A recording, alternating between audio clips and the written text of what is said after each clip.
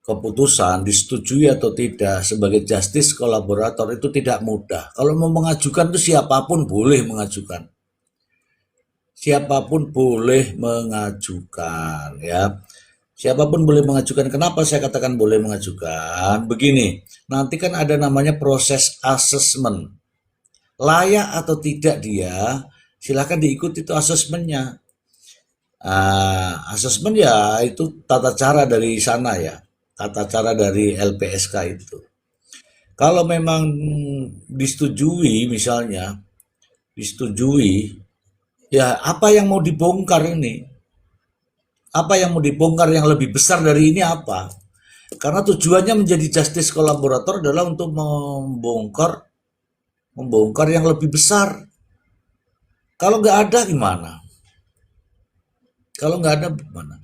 Jadi teman-teman, ini gambarnya sengaja saya ganti nih, yang di bawah ini gambarnya saya ganti karena gambarnya kurang besar jadi saya ganti. Ini ada Ririn, di sampingnya ada Prio. Terdakwa pembunuh satu keluarga. Yang ngajukan ini adalah pengacara dari Prio. Prio lah yang akan diajukan menjadi justice kolaborator. Nah sekarang pertanyaannya, Abang Nas ini benar ini. Apa yang mau dibongkar? Apa yang mau dibongkar? Karena memang tujuan untuk menjadi justice kolaborator adalah mengungkap yang lebih besar. Ya, yang mengungkap yang lebih besar. Apalagi persidangannya sudah mau selesai, terus apa yang mau diceritakan? Apa yang mau di sudah nggak ada waktu, sudah nggak ada waktu. Ini ada law office ini, coba naik law office. Ya, apa yang mau di anu? Ini kita anu ya, kita susun puzzle ya, susun puzzle. Kita tidak merendahkan siapapun, tapi kita susun puzzle nih kira-kira gimana gitu. Ya, kalau memang dari awalnya memang misalnya nih kalau saya tidak bersalah, ya kan? Kalau tidak bersalah ya itu ya dibongkar semua. Tapi kalau sudah seperti ini coba saya ada di situ. Saya ada di situ, saya melihat, saya menyaksikan, saya menonton, saya menikmati adegan-adegan adegan-adegan keji, kejam dan biadab. Ya nggak ada bedanya, sama. Orang yang menikmati kebiadaban sama saja mereka lah pelaku-pelaku yang biadab. Tuh, seandainya begini, saya kasih contoh begini. Apa sih? Ada itu di Surabaya itu nenek-nenek diperkosa katakanlah gitu. Ini ada bener ya, ada ini nyata ini. Kemudian ada yang melihat itu tidak mau membantu, biadab juga itu. Sama juga polisi di mana ya? Kalau nggak salah di Sumatera Utara atau di mana itu? Yang polisi dia sebagai pengayom pelindung masyarakat melihat ada perempuan teraniaya, yang calon poluan itu kan rame tuh. Kemudian polisinya itu hanya menonton padahal tindak pidana terjadi di depan mata. Sama saja itu, dancuk namanya itu. Ngono loh.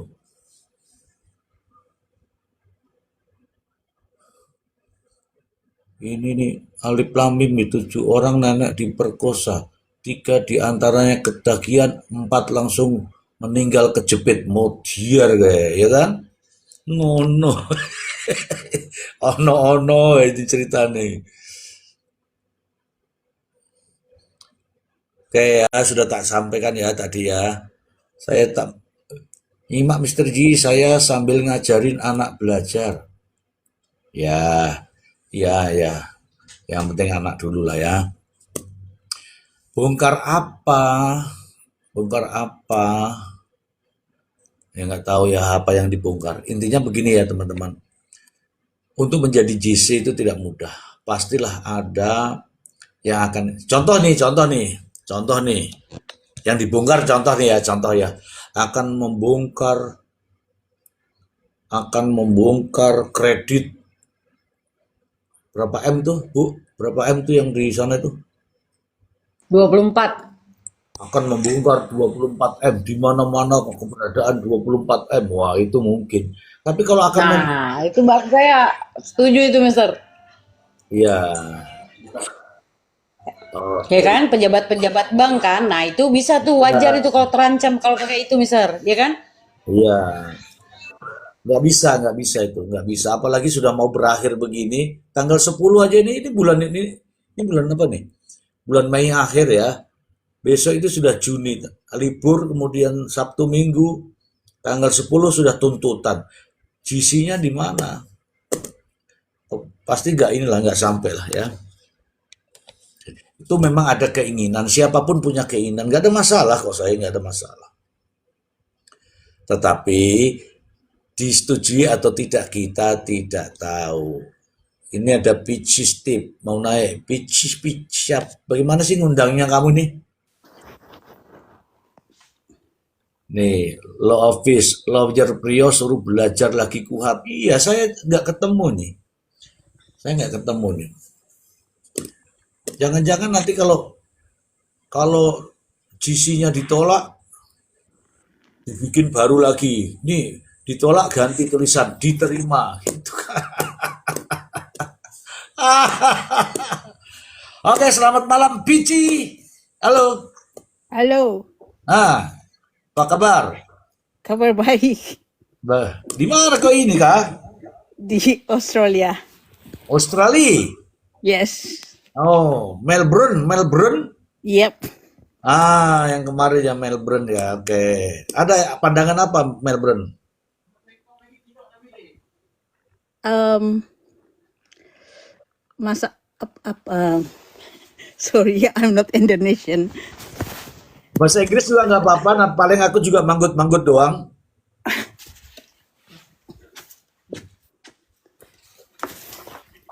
Bahasa Indonesia lah, bahasa Indonesia lah. Iya, ya. Jadi, Iya. um, tadi kan tanya, saya bagi tahu kenapa Priyo itu tidak layak untuk GC sebab dia tiada benda mau bongkar. Sebab dia sudah lenyapkan nama 4 orang. Iya. Dan mereka hanya ada 2 orang saja sekarang. Iya. Jadi mungkin lawyer dia sudah bingung. Mungkin. Jadi maksud saya dia tiada sebab untuk GC. Ya. Ya. Apa yang mau dibongkar kan nggak ada lagi kan sudah Iya, dua. memang tiada. Kalau contoh Ririn yang mau GC, ya. Sebabnya sebab dia masih sebutkan lagi nama 4 orang. Mm-mm. Oke. Macam Ada itulah. ada mengungkap keterlibatan pihak lain ya. Yes. Ah, pasti yes kan? Mhm. Oke. Oke, coba bilang I love you gitu bisa nggak kalau di situ? Hah? Bilang apa pokoknya I love you gitu bisa nggak di situ? I love you. Alhamdulillah, alhamdulillah, alhamdulillah.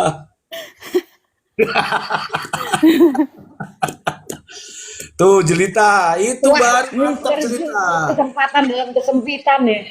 Tidak, kan dia sendiri yang bilang. Aku cuman bilang, coba bisa nggak ya, bisa nggak ya, bisa. Gitu. Nggak bercanda ya, bercanda teman-teman ya. It's okay. Tapi alhamdulillah, alhamdulillah ini hari apa sih kok ada suara-suara begini ya, enak banget. Oke, Ya, tadi ya ada.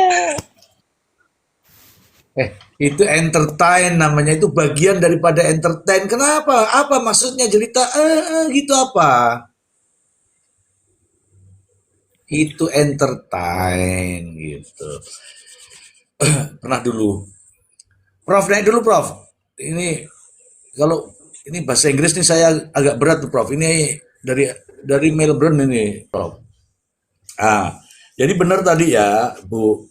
Kalau kalau hanya pelakunya 2 orang, kejadiannya sudah jelas yang yang korban ini 5 orang, Apalagi yang mau dibongkar? Kecuali kalau dia bilang, aku selain menghabisi 5 orang ini, saya juga menghabisi 15 yang lain. Nah, itu baru keren. Bongkar.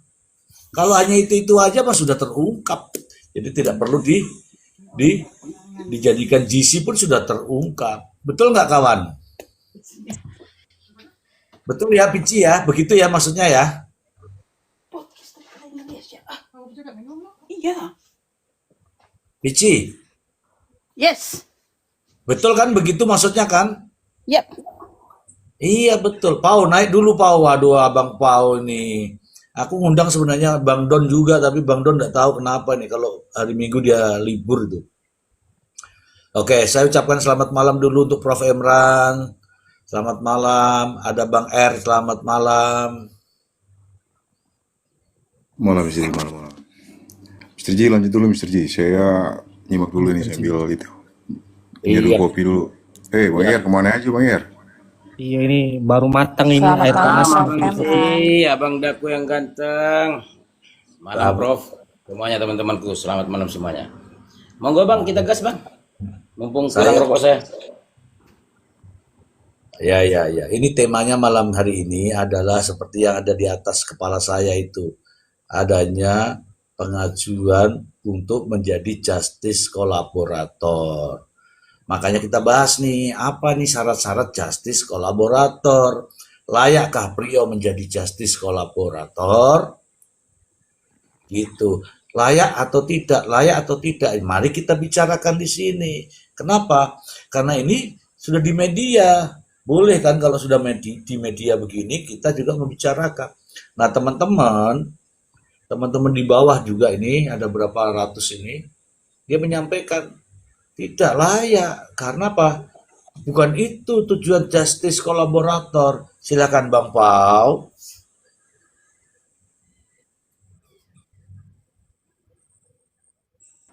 Bang, saya kok lebih sependapat dengan pendapatnya Abang. Untuk mengajukan JC untuk apa lagi gitu. Kalau memang keterangannya Prio ini dianggap sudah jujur dan berkesesuaian dengan alat bukti yang ada. Hmm. Karena gini, ini perkara udah terang sebenarnya, tinggal nunggu putusan aja ya. Soal next nanti apakah ditemukan fakta baru atau bukti baru untuk membantah dakwaan atau putusan hakim, nah kita bicara nantinya gitu. Kalau untuk JC, apa hal yang ditakutkan? Kan gitu ya. Ya kan Bang? Saya Ya, lebih suka dengan pendapatnya Bang, sederhana tapi ya justru itu poin pentingnya gitu. Secara umum kan syaratnya yang pertama pelaku itu mengakui keterlibatannya sendiri. Nah, kita tahu bahwa Prio memberikan suatu keterangan itu ketika persidangan sudah di akhir. Saya anggap sudah di akhir, abangku, Mr. iya. Rozi. Ya, tidak ada hal kekhawatiran. Apa yang mau dikhawatirkan, ini sudah di akhir gitu. Ya. Iya. Terus dia yang pertama syaratnya apa? Kedua, memberikan keterangan penting yang membantu mengungkap perkara. Lah dia itu sudah memberikan keterangannya kok kemarin dengan berubah-ubahnya itu loh. Iya. Sampai pada akhirnya berkesesuaian dengan alat bukti. Hmm. Itu katanya. Kan hakim belum bisa berpendapat seperti itu. Jangan Ya kan? yang katanya itu jangan kenceng-kenceng. Apa pula kan? Iya. Nah, selanjutnya apa? Keterangannya dia, si Prio ini, Hmm. dapat diverifikasi dengan bukti lain. Artinya keterangan itu tidak berdiri sendiri. Hmm. Ya, dia dibuktikan dengan alat bukti yang lainnya, CCTV dan sidik jari. Hmm. Saya rasa sia-sia mengajukan JC itu. Beda hal dengan konteks yang kemarin, barangkali masa kasusnya Pak Sambo ya. Ya. Terus Eliezer itu mengajukan JC. Karena apa? Wajar, Pak. Karena ada tekanan kuat yang memungkinkan mampu merubah keterangan orang itu dengan pressure itu. Iya. Lah ini Prio siapa yang mau nekan dia? Perasaan saya Prionya sendiri yang berubah-ubah tuh. Gitu aja dulu Bang Mister C. Aduh, aku nggak tahan mau ketawa ini. Ya bener juga ya, bener juga. Kalau lah dia sudah mengakui bahwa dia hanya berdua dan pelakunya itu hanya berdua, kemudian syarat GC adalah mengungkap apa namanya peristiwa yang lebih besar. Peristiwa apa yang mau diungkap lebih besar? Ini aneh-aneh juga ini. Saya kira memang kecuali kalau dia mengakui, ya Bang Pau ya, mengakui ada 4 orang ini, kemudian dia punya niat untuk mengungkap 4 orang yang katanya di awal itu, ya keren. Tapi kalau sudah dia akui 2 orang, kemudian dia juga ditetapkan sebagai terdakwa hanya 2 orang, terus kasus besar apa yang mau diungkap ini? Ya karena begini juga Abang Dah, Mr. Z. Kita ini masih ya dua analogi yang masih menggantung. Apa itu? Kita masih memperdebatkan apakah si Prio ini pelaku penyerta atau justru pelaku utama.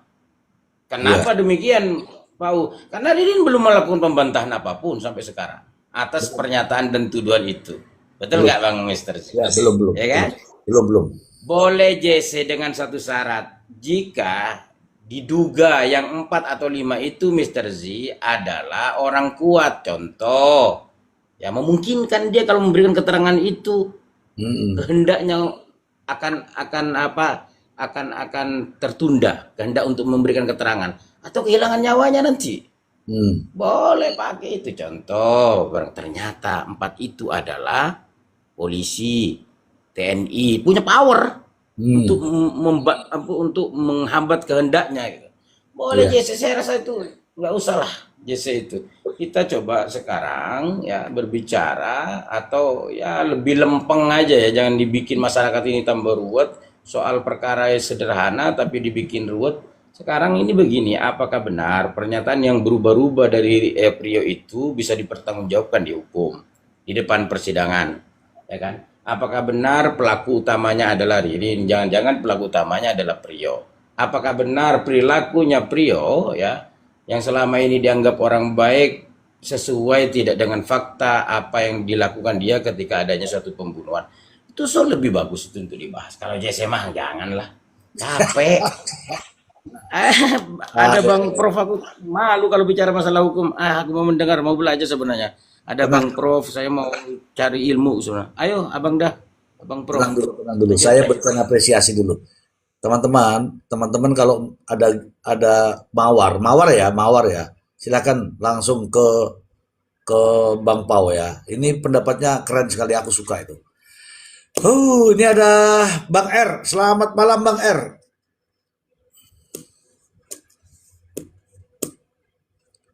Bang R. Malam Prof. Malam Mr. Z. Ya, malam. Baru matang ini kopi ini Mr. Z. Oh, baru matang. Coba Kalau saya menanggapi mengajukannya JC terdakwa Prio ini, menurut saya sih ya saya khawatir aja ini Prof, Mr. Z. Saya khawatir karena dari awal keterangan yang berubah dari sebelumnya kan patut diduga juga berpotensi membelokkan fokus persidangan dari pencarian kebenaran material. ya.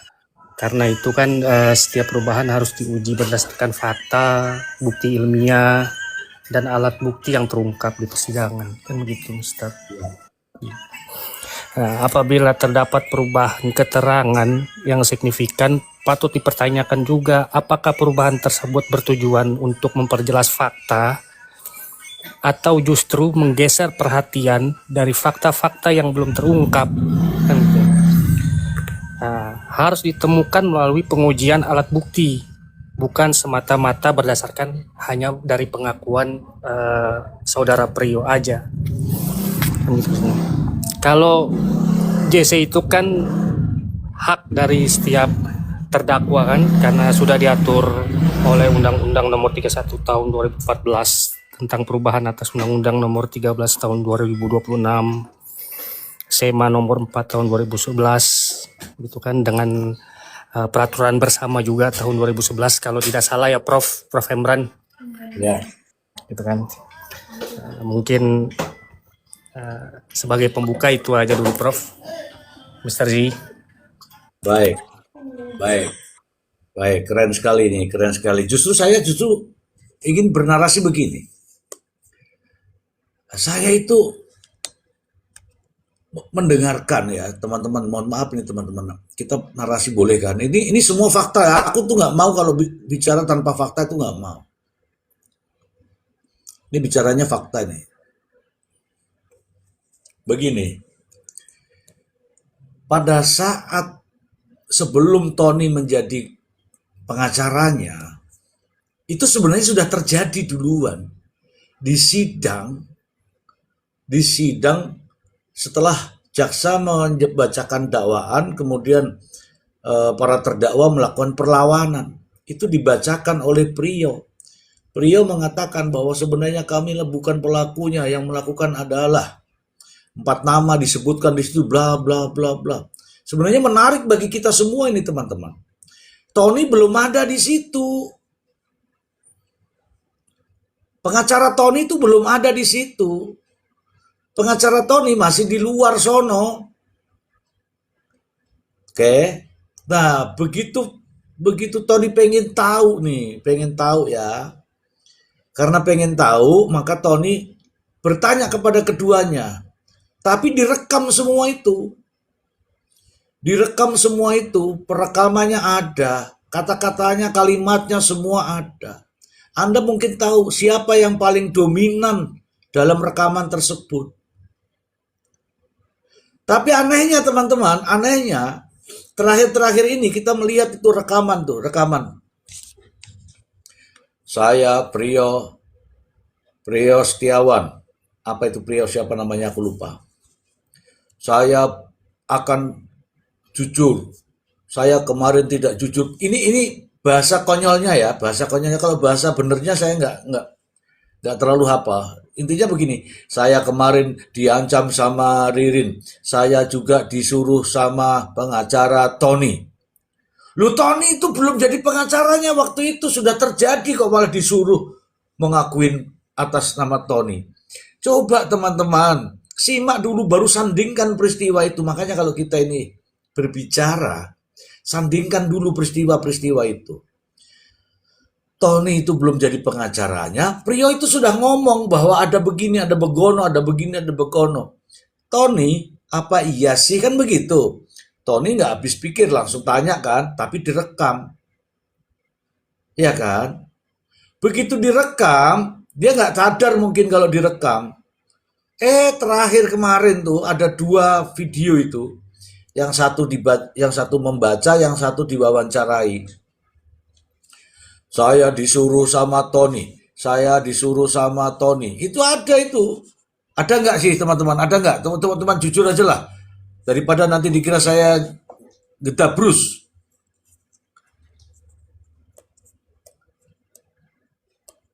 Ada, Mister, ada.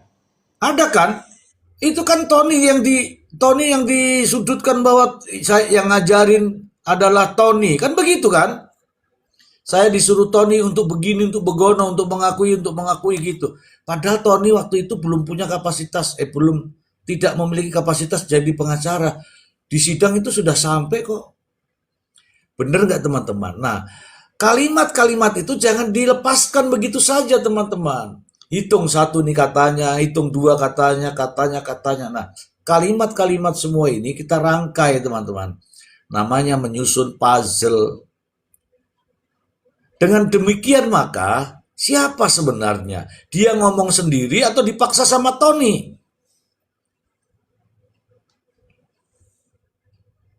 Silakan jelita. Dia ngomong sendiri atau dipaksa sama Tony? Silakan jelita.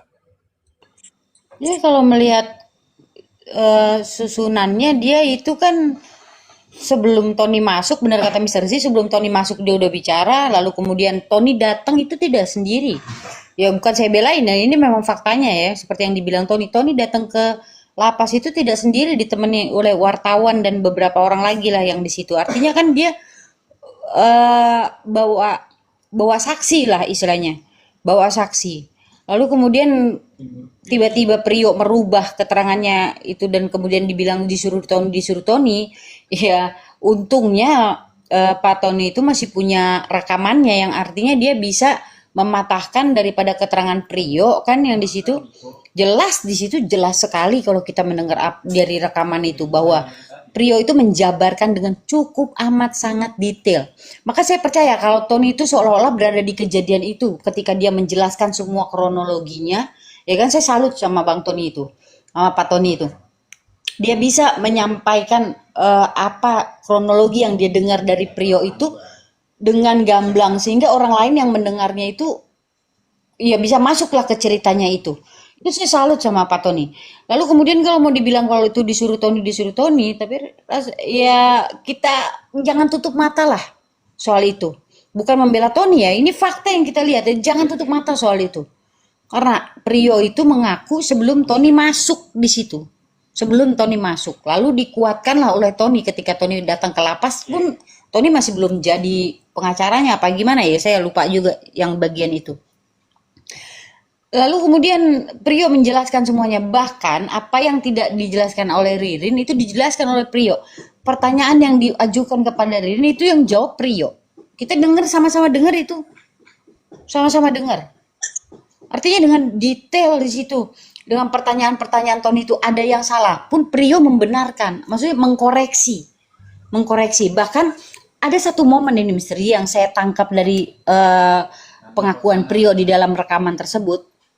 Itu ketika Ririn kembali dari asrama apa gitu kan, kalau nggak salah Ririn kembali lalu kemudian menceritakan lah yang keadaan di situ, dan ada satu pertanyaan Tony, kamu nggak lihat darah di situ? Nah sebelumnya Priok ini belum menceritakan, lalu Priok menyanggah di situ, udah saya bersihkan semua Pak. Oh berarti kamu ada membersihkan sesuatu, makanya itu tadi yang saya tanya, aktivitas apa yang kamu lakukan setelah itu. Itu artinya kan Priok itu menambahkan ceritanya, itu melengkapi ceritanya yang dia lupa menceritakan sebelumnya atau tidak menjawab pertanyaan sebelumnya. Di dalam pertanyaan yang menanyakan kepada Ririn itu udah genuine banget kalau ceritanya itu sangat amat runut gitu. Jadi kalau mau dibilang itu yang mengatur si Pak Tony, kayaknya saya kurang yakin kalau itu. Demikian Mr. Z. Kurang yakin atau tidak yakin? Boleh dibilang tidak yakin lah ya. Kalau mau bilang yakin, itu kan 100%, itu kan hanya Tuhan yang tahu Mr. Z. Ya kan? Ya. Jadi kalau dibilang persentase, saya masuknya di 99%. Begitu Mr. Oke, terima kasih. Bahkan teman-teman mendengar sendiri ya.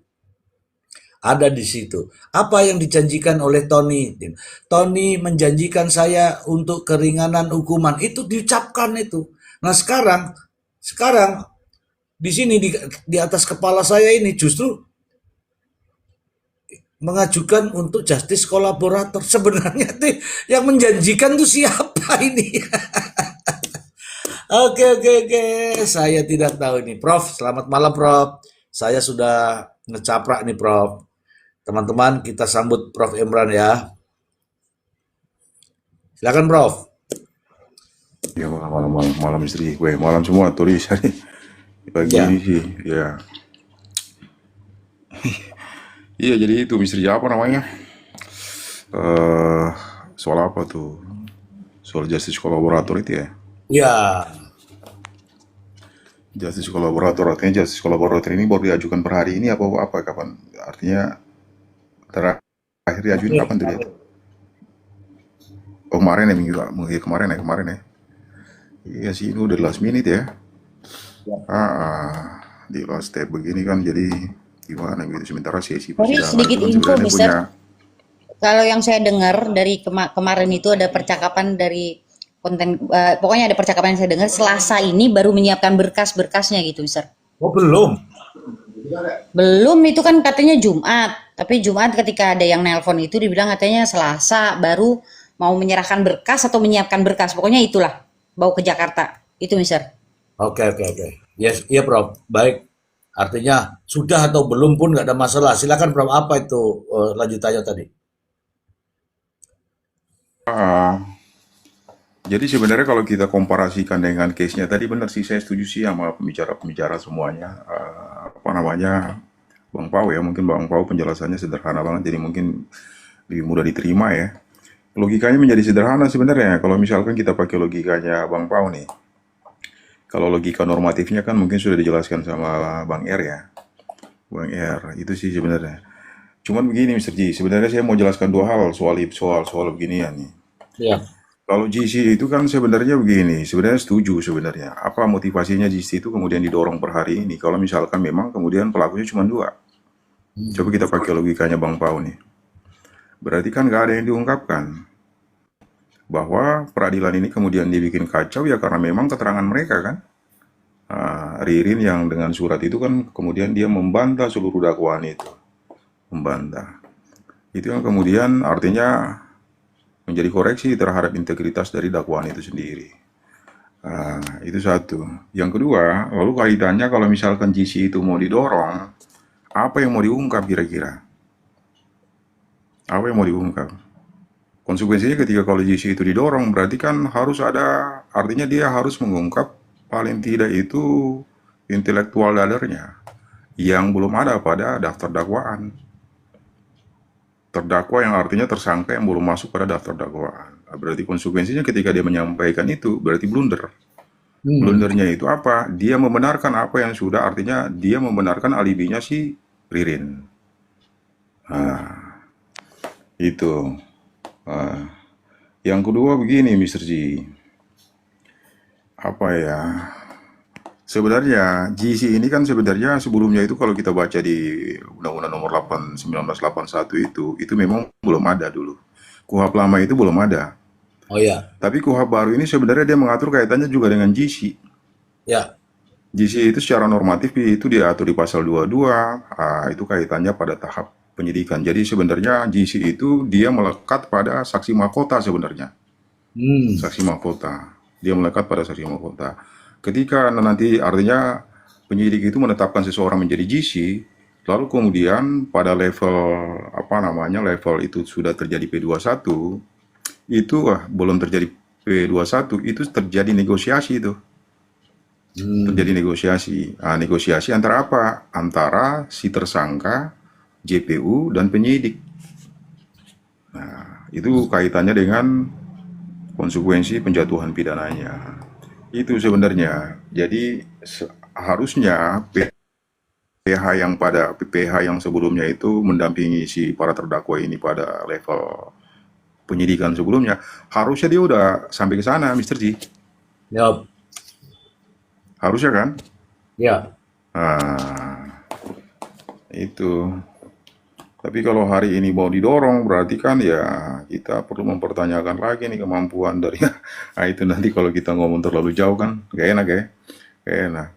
Itu sebenarnya Mr. G. Jadi memang GC ini sesuatu yang sebenarnya harusnya itu diperjuangkan sejak awal. Pada saat penetapan tersangka itu harusnya sudah diperjuangkan. Cuman itu nggak diperjuangkan. Saya juga nggak tahu kenapa itu nggak diperjuangkan kan?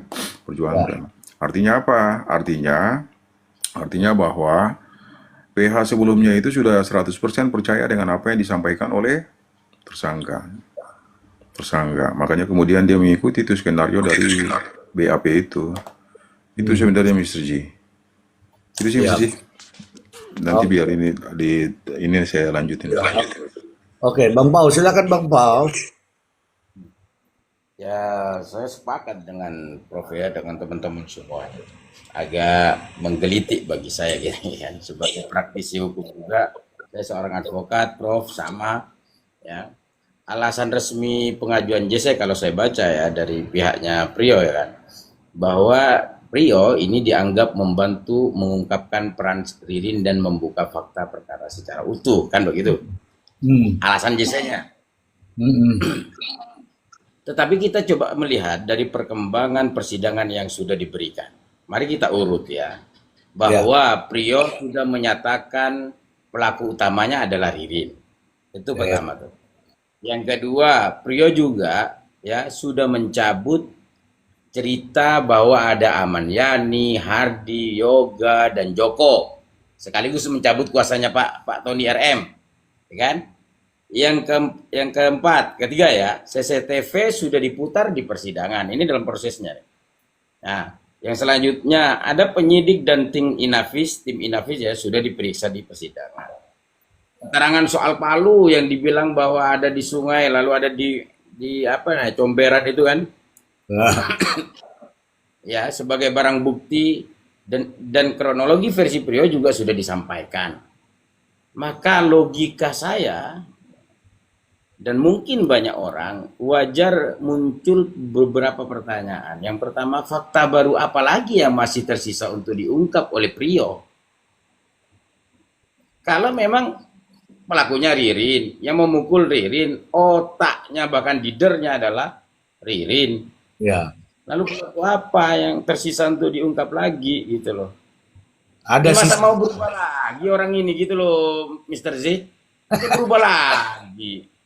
Jadi kita berkoma lagi sampai jam 4 lagi. Ini kurang ajar sekali nih Priyo kalau begini. Ya kan? Karena gini, teman-teman ya. Kalau kita lihat dan mengikuti dari persidangan ya, dari media-media baik TikTok ya, YouTube ya kan, belum ada kita ketahui pelaku barunya atau ada pelaku baru dengan jaringan baru barangkali atau sebagai otak pelaku, belum ada informasi itu. Atau barangkali ada fakta lain nggak yang sebelumnya sama tapi tidak diketahui oleh publik, hanya Priyo yang tahu. Perasaan sudah diungkapkan semua sama Priyo tuh. Lalu JC itu menjadi satu pertanyaan yang menggelitik bagi saya, untuk apa coy gitu. Kalau hanya untuk meringankan, ringan dengan keterangannya itu, insya Allah bisa ringan asalkan berkesesuaian. Katanya hakim cocok saya ini. Tapi kalau tidak cocok katanya hakim, ente jangan-jangan pelakunya karena tidak konsisten dari awal, ya kan gitu. ya. Itu dulu bang. Tahu nggak? Saya kasih tahu ya, ada itu mau ngungkap baru. Ngungkap barunya apa? Coba. Nih, bercak darah ada 7 titik. Oh, itu darah apa itu? Gitu. Itu cerita baru. Bercanda ya kawan-kawan. Oke, terima kasih. Saya pengen Abah lah, Abah sebagai netizen, Abah sebagai masyarakat, Abah. Dengan adanya rencana-rencana menjadi GC ini sebagai netizen, kayaknya kita bosan ya mendengarkan berubah-ubah terus ini, Abah. Silakan, Abah. Dilanjut dulu, selamat malam Prof semuanya. 10 menit Ya, lagi ya. malam apa? Tadi belum Oh, beres ya. sorry, Bapak, sorry. Ya, Ya, ya. ya, Bapak, silakan. Oke. Oke, saya ke Jelita daripada dia tidur. Ya. Oh iya, harus tidur tuh. Dia tukang tidur masalahnya. Iya, Jelita ini tukang tidur, Abah. Abah, Prof. Ini baru datang lagi nih, tanam di sini aja lah, biar nggak pergi-pergi. Silakan Jelita. Yes, Abang Mr. Z, Abang Prof, jangan-jangan beliau itu mengungkapkan bang bahwa yang dikatakan kemarin itu salah semuanya, ya kan, punya versi baru lagi, bangke. Iya. Berarti kalau arti kalau seandainya itu setuju sebenarnya. Kalau misalkan dia keluar dengan versi baru, berarti ada 4 versi. Kuilapis itu, Prof. Itu logika kuilapis yang dipakai. Konsekuensinya berarti kan dia menyerang dakwaan kan, karena dakwaan itu kemudian dikonstruksi semua sama dia. Yang tadinya dakwaan itu sudah terkonstruktif, lalu kemudian dikonstruksi sama dia. Sama halnya dengan dia membatalkan dakwaan. Jadi begini, makanya tadi saya sampaikan, kalau kita komparasikan dengan case-nya Sambo sebelumnya, GC itu memang sejak dari tahap. Jadi awal-awalnya itu kan Eliezer CS itu kan ada satu skenario tertentu untuk melindungi kepentingan tertentu, orang tertentu. Lalu karena ada tekanan, kemudian muncullah itu GC. GC itu lalu kemudian dituangkan ke dalam dakwaan. Jadi semua dakwaan yang kemudian didakwakan oleh JPU itu didasarkan pada apa? Pada keterangannya si Eliezer sebelumnya. Konsekuensinya ketika pembuktian itu kan inline dakwaan dengan apa yang disampaikan oleh Eliezer. Itu sebenarnya. Tapi kalau per hari ini kan kalau misalkan nih seandainya nih siapa namanya tuh si siapalah katakanlah dia kemudian muncul sebagai dia muncul sebagai si apa namanya GC. Berarti kan dengan sendirinya dia bakal nyerang dakwaan kan? Otomatis menyerang Nah, dakwaan. Otomatis dia. itulah yang menjadi susah. Itu menjadi susah. Itu yang menjadi blunder. Padahal itu harusnya skenario itu sejak awal. Kalau kita merefer ke pasal 73 itu sebenarnya pada tahap penyidikan itu dia sudah menyodorkan diri sebagai GC. Kendati pun sebenarnya dalam konteks ini dia akan menyampaikan segala sesuatunya itu apa adanya. GC di pasal 73 itu sebenarnya nggak menghendaki adanya, artinya nggak disyaratkan adanya pelaku utama ataupun intelektual dadernya. Yang penting dia tuh artinya si para tersangka ini bersedia untuk kemudian menyatakan segala sesuatunya itu dengan apa adanya. Itu bisa tuh. Maka kemudian ada alasan untuk meringankan penjatuhan pidana. Itu pun sebenarnya by request. Itu permohonan. Karena kan vonisnya kan segala sesuatunya akan tergantung pada apa? Pada keyakinan hakimnya nanti. Hakim kan punya otoritas untuk kemudian menjatuhkan ini orang ngomong benar apa enggak gitu loh. Itu sih sebenarnya. Cuman memang di awal itu nggak dilakukan, ya itu yang menjadi blunder. Yang kedua begini Mr. G, Bang Pau. Saya tuh begini loh. Sebenarnya ini tergantung strategi pembelaan sebenarnya. Jujur-jujuran nih. Strategi pembelaan. Itu tinggal bagaimana. Kalau dia pakai pendekatan GC, saya kira blunder.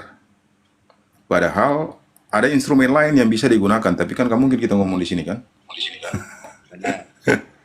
Ada beberapa Kalau dia pakai, lainnya. Beberapa siap. itu ada. Cuman kalau JC itu apa ya, lucu gitu. Tak tahu lah. Prof kadang-kadang mikir gitu nih. Baca dulu maksud saya kalau Karena mau begini. baca JC itu baca dulu pengacaranya Priyo ini gitu. Baca dulu JC itu. Betul. Karena begini, Bang Pau. Kalau kita dasarkan pada keterangannya si Priyo nih ya, Priyo. Pertama dia sampaikan bahwa memang itu ada kesepakatan di antara dia dengan Ririn untuk kemudian melakukan pembunuhan. Dari mana kita lihat bahwa dia itu kemudian ditawarkan uang 100 juta. Oke, penawaran itu apa yang menjadi motivasi dia untuk melakukan, artinya bersama-sama dengan si Ririn ini untuk melakukan pembunuhan. Tapi di saat yang lain dia menyatakan bahwa dia itu under pressure, di bawah tekanan, ya kan? Kalau kita gunakan pasal 20 itu kan ada player, mede player, don't player, mede plikti. Kalau saya udah sampai di sini, Bang Pau pasti udah feeling nih maksud saya nih.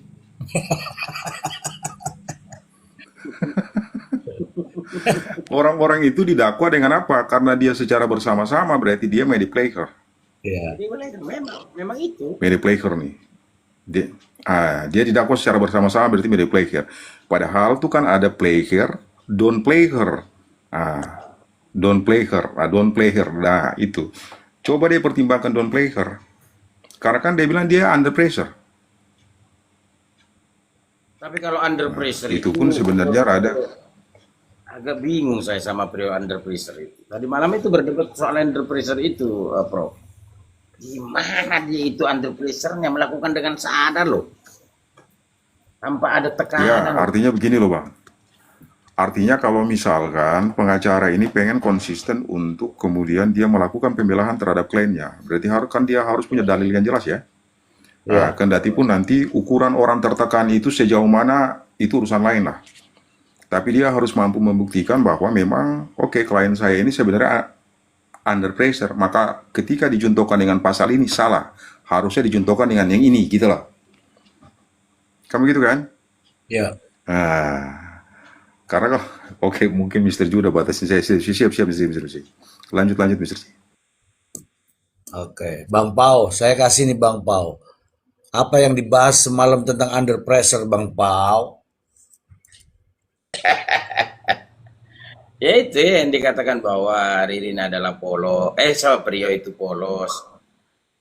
Logika perilaku seorang kriminal ya, yang kita sering menangani perkara-perkara kriminal ya, pidana terutama. Itu kok nggak masuk gitu di otak saya gitu, bahwa dia itu merasa tertekan sehingga ikut saja melakukan itu sampai selesainya pembunuhan. Bahkan pasca pembunuhan dia itu pun masih ngikut gitu loh. Ini mikir saya itu, maksudnya bagaimana ini, kan? Ya Allah, makanya tadi malam itu dibahas dengan lucu. Apa sih itu polos? Saya bilang begitu, Bang Mister Z. Itu sampai subuh, ada di 3 jam itu. Apa polos itu? Ada yang mengatakan polos itu kalau ke kamar mandi katanya kan itu bertelanjang semuanya itu polos, Pak. Allah, saya bilang nggak masuk akal. Macam-macam itu bikin lucu. Tapi oke lah ya, maksudnya kita kembali kepada topik. Karena kan saya melihatnya begini, Prof. Seluruh fakta utama untuk mengungkap pembunuhan ini ya oleh Prio itu sudah dibongkar. Dan perkara ini sudah mendekati akhir pembuktian. Maka menjadi pertanyaan saya, kontribusi apa lagi? Kontribusi tambahan apa lagi yang ingin diberikan Prio sehingga pengacaranya ini menganggap layak untuk memperoleh JC, status JC. Kalau tidak ada kan konyol, bos. Lucu aja itu. Iya. Saya begini, Prof ya, kalau mau izin, Prof, lebih terang aja kalau aku mau bicara bahwa kehadirannya Prio itu tidak ubahnya adalah anggotanya jaksa, Pak. Ya kan? Tidak usah dibela kalau begitu. Maksud saya begitu. Ngapain dibela? Ngapain pakai PH? Orang dia berkolaborasi kuat dengan jaksa. Artinya apa? Mendukung semua apa yang didakwakan oleh jaksa, dalam hal ini JPU. Harusnya seorang pengacara ini atau advokat itu mampu melakukan suatu pembelaan berdasarkan keterangan dihubungkan pada bukti dan membantah bukti itu lemah atau tidak. Iya. Sehingga kliennya itu bisa ringan, bisa bebas dan lain sebagainya. Kalau konstruksi cara berpikir seorang pengacara mau ngikutin apa yang dia disampaikan oleh penyidik atau jaksa, nggak usah pakai begitu, ngomong aja dari awal. Minta aja berbisik, Pak, kalau aku ngomong begini minta ya keringanan 5 tahun, dikasih. Nggak usah pakai pengacara, pusing amat. Iya. Mana loh? Kita kan mau melihat ya perangnya atau pertempurannya, logika hukum yang dilakukan, yang disampaikan oleh penasihat hukumnya. Gitu loh. Termasuk Abang Tony RM, Abang Prof. Saya belum menemukan dari Abang Tony RM ini ya. Selain pernyataan katanya, Bang Tony RM belum mampu memberikan penjelasan kepada kita atau publik ya, membantah kesesuaian hadirnya Ririn dalam perkara ini. Belum ada bisa bantah itu. Contoh barangkali bahwa sidik jarinya itu begini atau CCTV itu bisa dikatakan lemah karena belum tentu itu adalah Ririn dan sebagainya. Itu harusnya di situ aja fokusnya, maksud saya gitu, abang Prof. Tapi ini melebar kemana-mana, jadi masalah ini kataku. Bagaimana ini hebatnya ini dalam pembelaan itu kurang greget saya gitu loh, abang Prof. Nggak greget sebagai seorang advokat, sama-sama advokat ya. Tapi oke lah ya, saya disclaimer, semua advokat yang melakukan pembelaan dalam perkara ini atau kasus ini, saya tetap angkat topi. Karena setidak-tidaknya hadirnya dia itu, 2 orang itu, memberikan kontribusi terhadap negara, terhadap penyidikan, terhadap pengadilan, membuka setidaknya terangnya perkara ini. Gitu. Itu saya angkat topi untuk itu. Itu Prof. Bang Zi. Oke, oke, oke. Terima kasih Bang Pau. Jadi begini kawan-kawan semua yang ada di bawah juga ini. Ketika di awal tuh mulai dari dakwaan jaksa itu bahwa mereka berdua bersama-sama, kemudian membantah dakwaan jaksa, saya bukan hanya berdua, ada orang lain. Oke, kemudian pernyataan berikutnya, beliau mengatakan bahwa saya melihat semua, pelaku utamanya adalah Ririn. Semuanya Ririn, Ririn, Ririn, Ririn. Saya hanya nonton, saya hanya menyaksikan, saya hanya melihat. Tapi belum pernah ada tanggapan dari Ririn, baik mau Tony, ya, bantahan atau apapun. Justru ya, ini Tony kan belum, Ririn kan belum pernah membantah ini. Benarkah dia sebagai eksekutor menggunakan alat palu yang itu? Benarkah begitu? Bahkan Tony sampai sekarang masih konsisten dengan keterangannya, dengan apa yang disampaikan di awal. Masih sampai sekarang. Dan terus-menerus bekerja. Ini saya mohon maaf sekali teman-teman. Ini teman-teman lihat kan semua ini. Tony itu sedang bekerja untuk bagaimana caranya strategi pembelaan terhadap kliennya. Saya yakin pengacara-pengacara kalau memang yang sungguh-sungguh pasti seperti ini. Kamu ngomong begini loh ya, saya akan buktikan begini ya, tapi kalau saya nggak bisa buktikan nanti gimana ya, itu pasti ada itu. Kalaulah ada penyampaian seperti itu, pengacara seperti itu, kita salut kok. Dia bukan hanya ngomong belaka, tapi dia bekerja untuk membuktikan. Bagaimana pembuktiannya? Kan belum. Jangan ditanya, karena belum. Belum tiba saatnya Ririn bicara di pengadilan itu. Belum teman-teman, belum.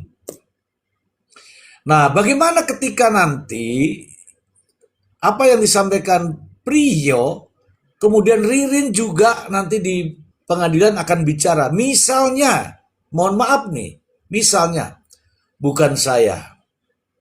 Apakah Anda kenal dengan palu ini? Saya tidak tahu. Apakah Anda membantai 5 orang ini? Loh, saya tidak tahu bagaimana cara membantai saya. Silakan, siapa yang melihat? Terus, kenapa kemarin sama Priyo kamu pergi berdua? Ya karena Priyo adalah sahabat saya. Apakah ini palu Anda? Oh tidak, itu palunya dia. Ini belum ada jawabannya, ini belum ada. Jadi kita tunggu dulu jawabannya seperti apa. Kecuali kalau jawabannya begini nih. Ya, saya membantai. Ya, itu palu yang saya gunakan. Ya, pertama yang saya lakukan terhadap Budi, kemudian terhadap Haji Saroni, kemudian terhadap ini. Mengakui semua. Itu juga harus dibuktikan. Harus dibuktikan. Kamu di mana membantai? Di rumah. Kata Priyo di toko. Ah, itu berarti Priyo. Begitu. Seandainya ini ada kontradiktif antara pengakuan daripada Priyo dengan pengakuan Ririn, bagaimana Prof? Bagaimana Prof? Ini belum ini loh. Belum ada jawaban ini teman-teman. Belum ada jawaban. Sampai saat ini Tony, pengacara Tony itu masih kekeh dengan keterangan Priyo yang pertama kali. Pertama kali ketika ditanya jawab dengan keduanya. Apakah ada selentingan yang mengatakan bahwa Ririn mengakui bahwa dia pelakunya? Itu baru sepihak, baru dari pihak Priyo. Sedangkan CCTV yang mau dijadikan sebagai alat bukti itu juga dipertanyakan oleh hakim. Pak Jaksa, apakah CCTV ini kok jadi file-file begini? Apakah sudah melalui digital forensik? Apa jawaban jaksanya? Belum yang mulia. Kenapa bisa begitu? Karena begitu dari sononya yang mulia. Ini benar loh teman-teman. Ya ini benar loh, ini fakta loh. Tetapi saya membawakannya dengan cara-cara bercanda. Tapi ini semua nyata. Jika saja, mohon izin Prof, jika saja Ririn nantinya justru mengatakan yang sebaliknya, bagaimana Prof?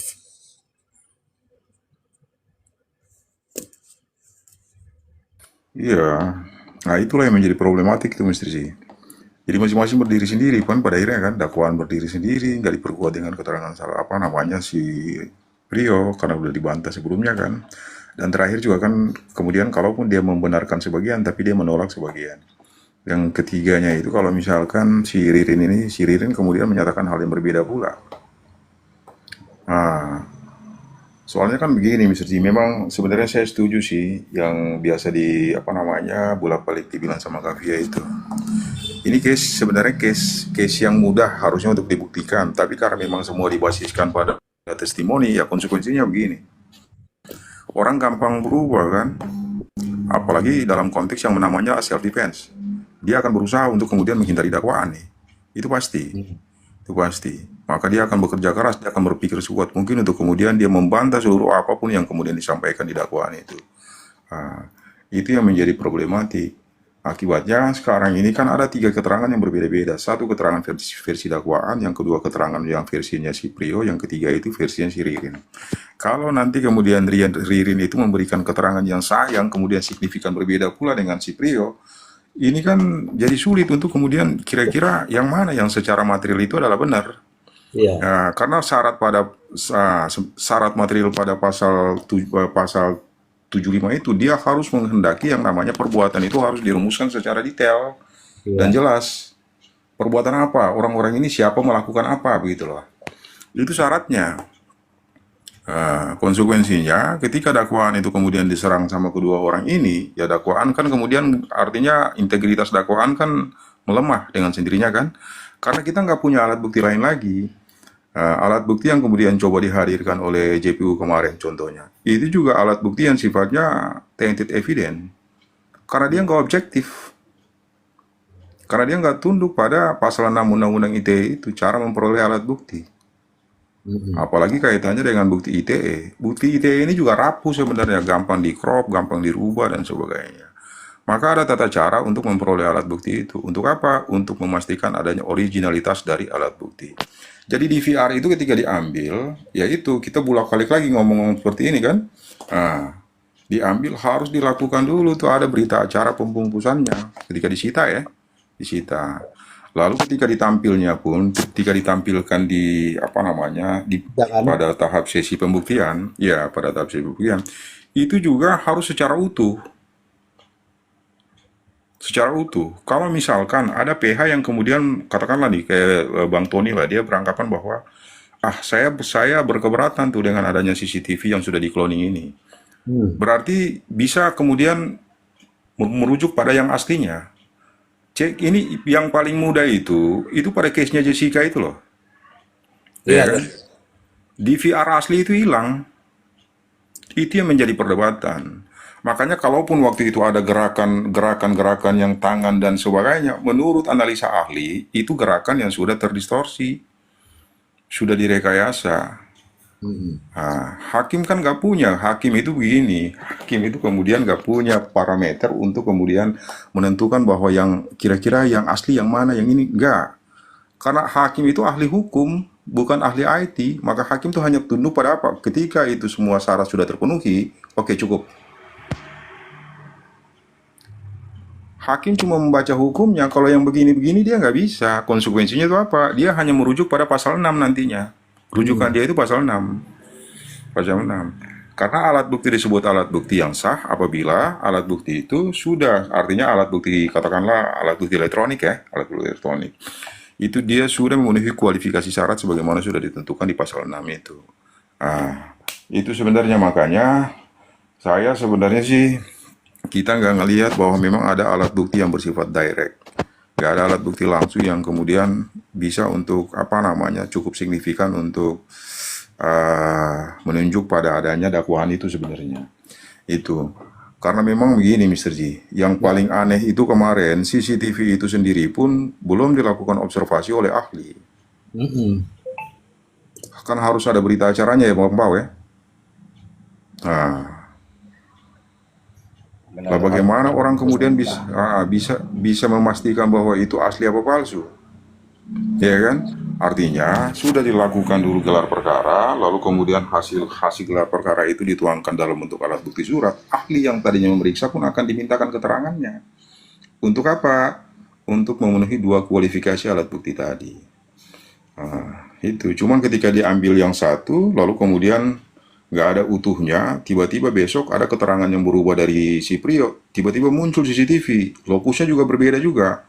Jadi ini kan semacam puzzle yang kira-kira ada rentetan lah ya. Ada perubahan dan yang lain juga ikut berubah tuh. Ya kan? Perubahan keterangan dari si Ririn, yang kemudian dia membantah apa yang sudah dia sampaikan sebelumnya by paper itu, by surat. Nah, itu. Lalu kemudian besokannya itu banyak hal yang kemudian berubah, lokus bergeser, muncul Palu, ya kan, muncul CCTV. Yang kesemuanya itu belum dilakukan itu. Artinya belum, tidak ada apa namanya itu. Yang kedua itu kaitannya dengan itu. Handphone dari orang-orang ini pun sebenarnya itu kan gampang sekali sebenarnya kan dari awal ya. Iya, Nah, saksi. handphone disebutin, nomor handphone nggak ada, percakapannya pun itu nggak diekstraksi. Ini juga menjadi masalah. Sebenarnya bukan apa-apa, cuman yang begini-begini itu menjadi perhatian khusus karena ini kasus besar sebenarnya. Ada 5 orang meninggal, lalu kemudian para terdakwa ini saling membantah. Tuh. Iya. Jadi kita sih nggak dalam kepentingan untuk kemudian membela siapa dan siapa. Cuman ini sebenarnya menjadi koreksi serius harusnya kan. Betul. Nah, dan ini saya sih harusnya berpikir begini, yang begini-begini harus diintervensi oleh apa? Oleh Mabes. Harusnya. Nah, CCTV pun kemarin itu, yang anehnya satu lagi nih, CCTV pun ketika ditampilkan, itu nggak nggak ditampilkan ke publik. Kan aneh kan? Iya. Nah, itu. Karena Padahal ini tindak pidana. ada sesuatu. Padahal ya lepas dari itu, ini tindak pidana umum, kan disidangkan di peradilan umum dan terbuka untuk umum. Wah, setiap alat bukti itu dia sifatnya tuh evident to justified, artinya dia alat untuk membuktikan. Maka ada yang disebut sebagai discovery of evidence. Alat bukti itu artinya apa namanya? Alat bukti itu harus terbuka gitu loh. Dia terbuka, jadi harus bisa diobservasi oleh semua pihak. Karena ada kepentingan PH untuk kemudian dia melakukan pembelaan ataupun kemudian dia membantah alat bukti itu. Itu masalahnya. Dan publik juga sebenarnya punya hak untuk kemudian cobalah kemudian dia melakukan observasi terhadap alat bukti itu. Itu konsekuensi dari peradilan umum. Nah, berbeda kalau misalkan ada dalam situasi tertentu adalah semacam anomalinya ya. Tapi kalau dalam case seperti ini kan harusnya kan dibuka. Itu sih Mr. Ji. Harusnya dibuka. Yang masalahnya lagi itu Mr. Ji, kita itu nggak tahu loh bahwa 1 kali 24 jam itu siapa aja yang ada di sana kan? Iya. Nah, ketika malam itu siapa-siapa aja yang ada di sana.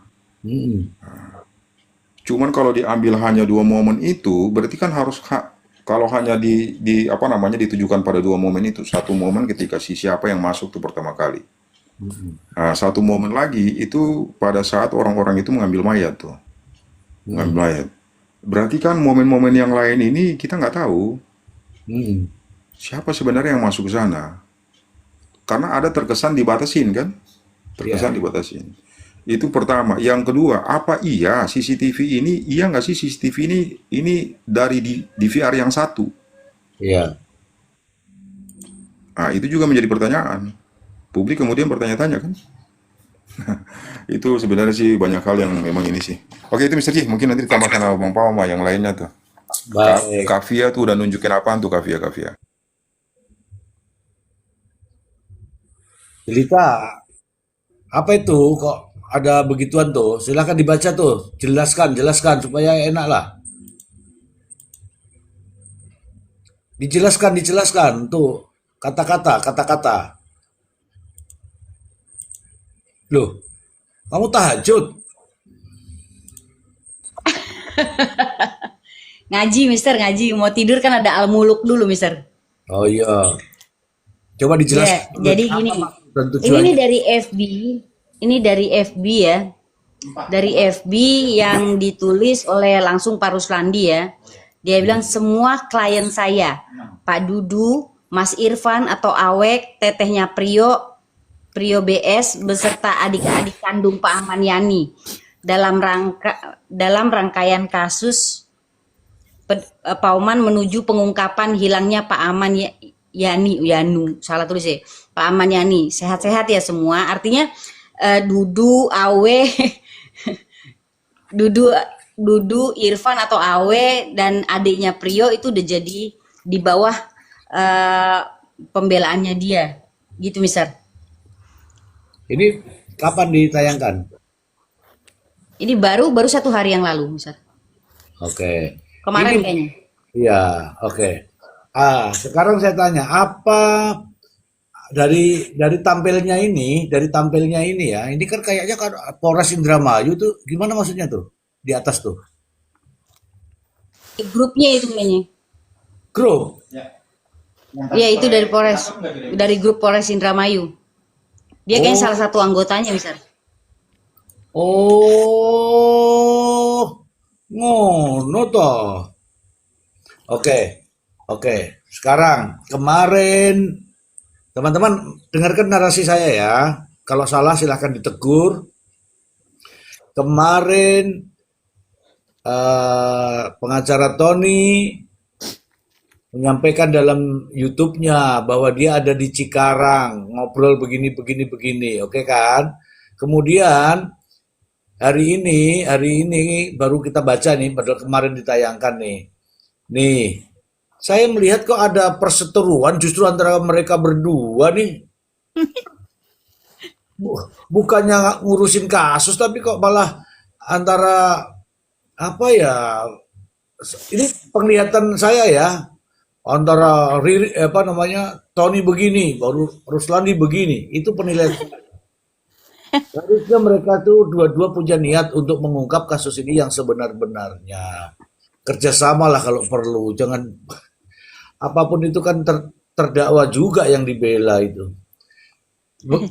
Menurut cerita gimana? Apa yang dipandang dengan Tony menampilkan YouTube, kemudian ini menampilkan ini, apa yang dipandang? Malah jadi kayak kompetitor ya, Mister ya. Nah, oke. Pinter sekali. Tapi ada satu hal, Mister ya. Sebenarnya saya nggak bisa berpendapat soal PH ini, Mister ya, karena saya kan bukan orang hukum. Cuman ada satu yang saya tahu itu, Mister, bahwa sebuah kebohongan ya itu akan ditutup untuk dijadikan kebenaran, maka akan ditutup dengan kebohongan-kebohongan lainnya. Wah. Begitu, Mister. Jadi saya melihat ini ada rangkaian yang perlu ditutup nih, perlu ditambal-tambal nih, Mister. Wow. Demikian, Mister, kalau dari saya. Wah, itu sudah filosofi itu. Wah, ini sudah tingkat profesor ini. Ini ada Aang Kosasi. Kayaknya sudah nggak sabar nih, Ang. Kamu mau ngomong apa, Ang?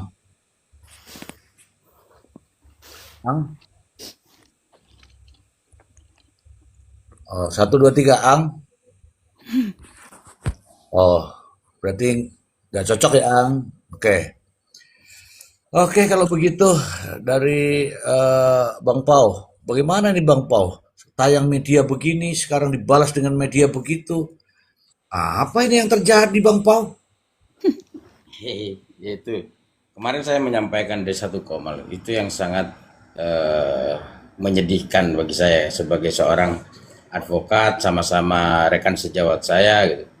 Bukan malah faktor terhadap dakwaan untuk membantah alat bukti atau barang bukti yang disajikan untuk meringankan kliennya, malah berfokus kepada apa ya, seakan-akan punya kepentingan masing-masing berdua nih. Repot saya.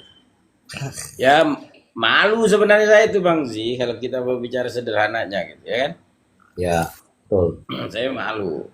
Karena gini Bang ya, setiap pengacara ya yang mendampingi kliennya rata-rata automatically dia akan melakukan pembelaan secara maksimal, setidaknya mengungkap suatu kebenaran yang mana kebenaran ini bisa mampu meringankan kliennya. Satu. Yang kedua, karena pengacara atau advokat ini dibekali dengan ilmu hukum secara teori, maka tugasnya untuk membantah argumentasi logika hukum dari jaksa ya atau penyidik dan mempersoalkan tentang keabsahan, mempersoalkan tentang keaslian dari alat bukti dan barang bukti yang disajikan. Nah, Iya. pada intinya tugasnya nanti mereka pasti berlawan-lawanan dengan jaksa gitu. Bukan bareng-bareng dengan jaksa, ini malu saya itu. Lu Iya. tempatnya di mana ini gitu. Tempatmu di kanan bos gitu, bukan di kiri gitu kan. Jangan sampai mendukung jaksa gitu loh. Salah Bener kan tempat, Bang Di? salah tempat Ki. Kalau itu salah tempat ini gimana ceritanya? Ya Allah, katanya. Aduh. Saya gini kawan-kawan ya, dalam konteks di roomnya Abang Z, sekali lagi saya akan menegaskan begini, bahwa Bang Z mungkin sama dengan saya, dengan teman-teman yang lainnya, bukan membela salah satu seorang terdakwa ini, baik Priyo dan Ririn, bukan. Kita sedang menguji ya bagaimana seharusnya perkara-perkara tindak pidana yang ancamannya ini hukuman mati, nggak main-main gitu loh. Maka yang kita bicarakan adalah kualitas yang sangat tinggi untuk membuktikan pidana ini. Karena Iya. ini ancaman mati nih. Betul, betul. Maka Abang Z berbicara bagaimana hubungannya antara Priyo, perubahan keterangannya. Maka apa namanya, dari teori hukum disampaikan oleh profesor kita, Abangda kita, bahwa bagaimana barang bukti harus disajikan, alat bukti disajikan harus secara profesional, benar ya, dan sesuai dengan aturan dan mempunyai kualitas yang sangat tinggi. Kayak gini kan kualitasnya rendah semua. Satu, adanya CCTV dipotong-potong, rendah itu. Tidak melalui proses LEFOM barangkali ya kan, uji Ya. forensik barangkali rendah. Terus di TKP ada sidik jari barangkali kan, tapi banyak sidik jari yang tidak dijelaskan juga. Ini menyangkut pasal di mana yang hukumnya adalah mati. Maka semua kualitas, baik keterangan, ada saksi barangkali ya, keterangan saksi diuji dengan kualitas yang tinggi. Alat bukti, kalau memang ada alat bukti, diuji dengan kualitas yang tinggi. Barang bukti, kalau memang ada barang bukti, diuji dengan kualitas yang tinggi. Ini kita kan berbicara lokusnya saja sudah berubah-ubah. Ada yang pertama di rumah, kemudian ada lagi di toko. Palunya ada palu biasa berubah menjadi palu Thor. Tahu palu Thor kawan? Di film-film itu palu godam maksudnya, itu Thor itu.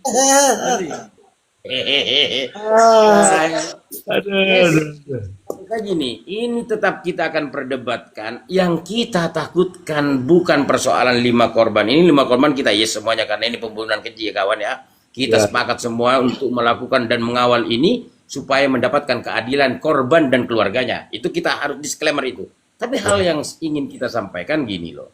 Kalau ini selalu seperti ini, jangan-jangan nanti nyampe ke kita, ke keluarga kita, anak-anak kita, ini soal hukuman mati tapi dibuktikan dengan seadanya. Wah, ini bermasalah Pak. Mending kita angkat bendera lalu kita ke asap pemburuncing, matikah atau kita hidup.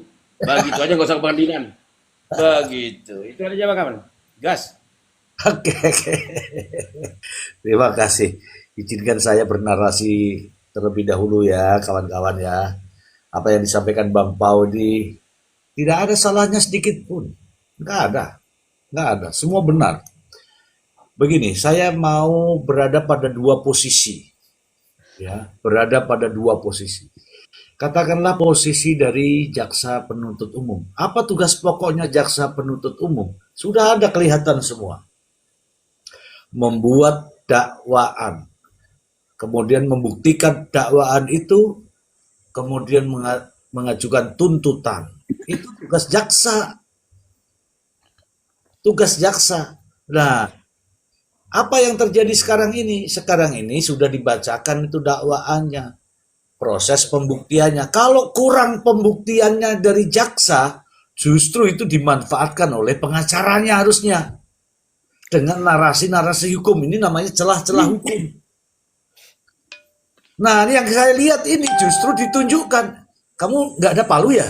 Ini bahasa sederhana ya teman-teman. Kamu nggak ada palu. Ini palunya. Kalau kamu nggak ada CCTV, ini CCTV-nya.